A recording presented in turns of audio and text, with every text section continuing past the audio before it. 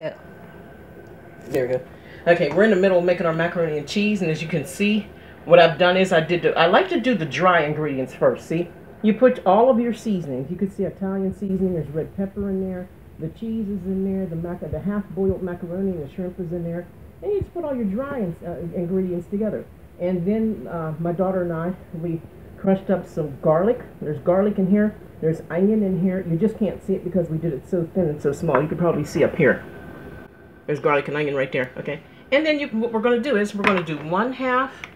I already sprayed this, all right? And then I am going to, I really never did it like this before, but it should be really, really cool. I like to experiment it sometimes. And then I'll do 1/2 of the cheese. I love to use this bag cheese because it's already shredded and everything for you. 1/2 of the shredded cheese. That's gonna be some cheesy macaroni. That's macaroni and cheese. That's cheese, macaroni, and cheese. And cheese. Mackin. And mackin. And then we're gonna add some more of this, which I'm going to pour in because it's going to take forever to do it that way.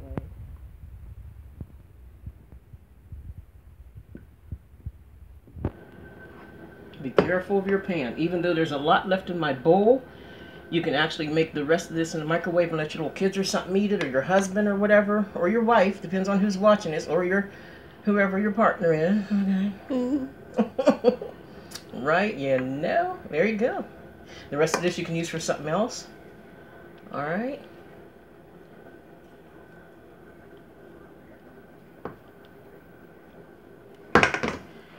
And sprinkle some more cheese on. And what I do is add a little more milk to it. If it looks too dry, you can add a little bit more milk to the mix.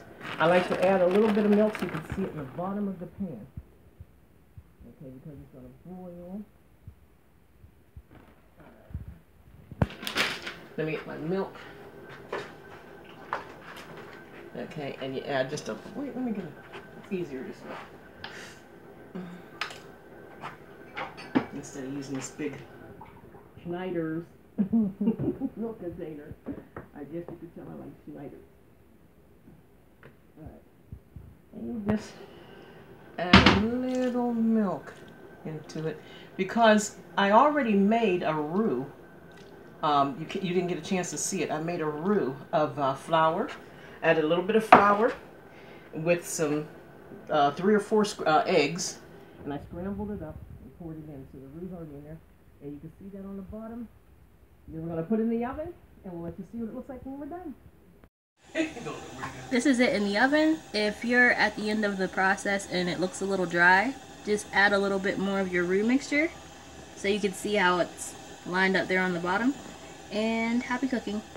Ready?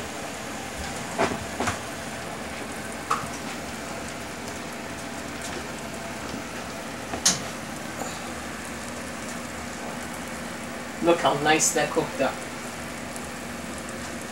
Just like Alexi said, if it looks too dry when you put it in, just add a little more of your egg and milk roux with the eggs and milk and a little bit of flour.